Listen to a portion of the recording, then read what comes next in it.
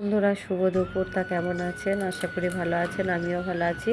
তা আজকেও রান্নার ভিডিও নিয়ে চলে এসেছি। আজকে 3 রকম রান্না করেছি, দেখতেই পাচ্ছেন। এখানে মুগের ডাল মাছের মুড়ো দিয়ে, আর এদিকে হচ্ছে এঁচোড় চিংড়ি, আর আছে লাজনে ডাঁটা সর্ষে বাটা। তা প্রথমেই আমি মাছের মুড়োটাকে ভালোভাবে ভেজে নেব। তা এপিট ওপিট ভালোভাবে আমি ভেজে নেব। তা ভাজা হয়ে গেলে আমি ডালটা আগে বানিয়ে ফেলবো। তো এদিকে মাছটা ভালোভাবে ভেজে নিচ্ছি। তো হ্যালো বন্ধুরা, আমি মাছটাকে ভালোভাবে ভেজে নিচ্ছি। তা দেখতেই পাচ্ছেন এতগুলো মুড়োটাকে আর কি একটু ভেঙে নিলাম, তা যাতে ভালোভাবে ভাজা হয়। পরেরটাকেও আমি ভেজে নিচ্ছি।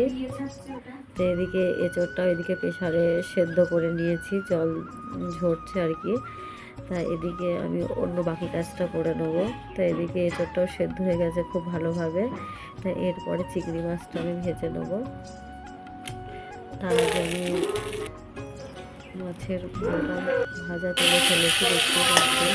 এদিকে খাদ্যগুলোকে খুব কষ্ট করে ভালোভাবে ধুয়ে নিয়েছি, এটাও ভেজে নিয়েছি। তা এরপরে গোটা জিরে, তা তেজপাতা সব কিছু দিয়ে ডালটা আমি ফোড়ন দিয়ে দিলাম। আর যাই হোক, আমি আরেকবার ফোড়ন দেবো। তেলের উপরে শুকনো লঙ্কা, তেজপাতা, একটু আদা বাটা, জিরে বাটা দিয়ে দিয়েছি।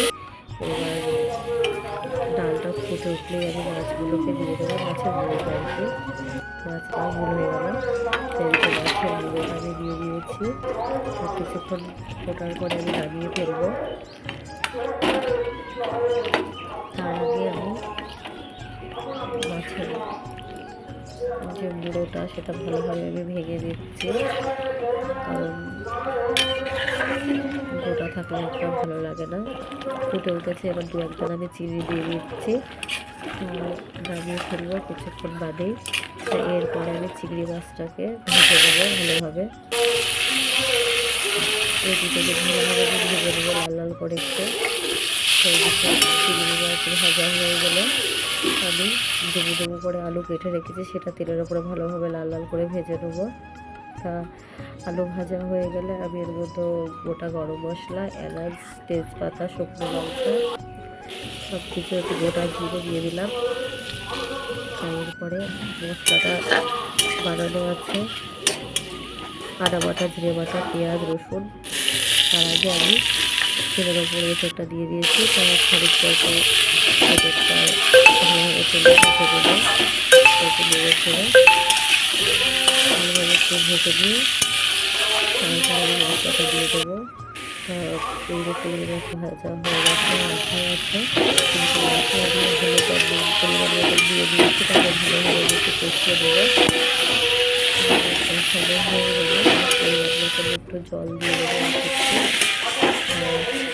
ভালোভাবে কষিয়ে দিয়ে ঝাল দেওয়া হয়ে গেছে পরিমাণ মতন। কিছুক্ষণ বাদে আমি নামিয়ে ফেলবো। তার আগে দেখবো আলুগুলো একটু সেদ্ধ হয়ে গেছে কিনা। এদিকে আলুগুলো সেদ্ধ হয়ে গেছে। নামানোর আগে আমি চিংড়ি মাছগুলো দিয়ে দিলাম। চিংড়ি মাছগুলো দেওয়ার পরে কিছুক্ষণ ফুটিয়ে তারপর নামাবো। তারপর টমেটো দিয়ে দিয়েছিলাম। ভালোভাবে নেড়ে ছেড়ে একটু সেদ্ধ হয়ে গেছে আর কি। নামানোর আগে 2-1 চিনি দিয়ে দিলাম। ভালোভাবে নেড়ে ছেড়ে একটু ঝোল শুকিয়ে গেলে হলে আমি নামিয়ে ফেলবো। তারপরে আমি তেলের ওপরে পাঁচফোড়ন দিয়ে দিয়েছি। এরপরে আলু আর ডাঁটাটা দিয়ে দিয়েছি। এদিকে আলু ডাঁটা দিয়ে ভালোভাবে একটু ভেজে দেবো লাল করে। একটু ডাঁটার মধ্যে আলু দিলে বেশ ভালো লাগে। তো এদিকে ডাঁটার মধ্যে আলু দেওয়া হয়ে গেছে, ভালোভাবে বেশ ভাজে ভাজে হয়ে গেলে আমি পরিমাণ মতো নুন আর হলুদ আর সর্ষে বাটাটা দিয়ে দেবো। সর্ষে বাটাটা দিয়ে কিছুক্ষণ কষিয়ে দেবো।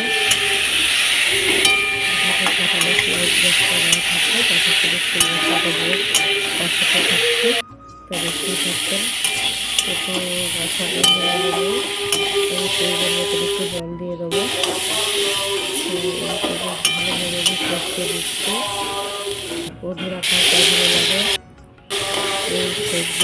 ঘন্টাটা একটু সর্ষে বাটা তারা সেই আগুনটি ঢাকাবেন। সেদিকে পরিমাণ মতো একটু জল দিয়ে দেবেন, খানিকটা নেড়ে চেড়ে আর একটু জল দিয়ে দেবেন যাতে ডাঁটাটা আলুটা সেদ্ধ হয়ে যায়। এদিকে ডাঁটা আলু সেদ্ধ হয়ে গেলে তাকে যখন তুলবো তার আগে দেখি কেমন সেদ্ধ হয়েছে, বেশ ভালো সেদ্ধ হয়ে গেছে। খানিকটা দিয়ে দেবো, একটু জল শুকলে আমি 2-1 দানা চিনি দিয়ে দেবো। পুরো জলটা শুকিয়ে এসেছে, এবার আমি নামিয়ে ফেলবো। তো বন্ধুরা বলবেন কেমন হয়েছে।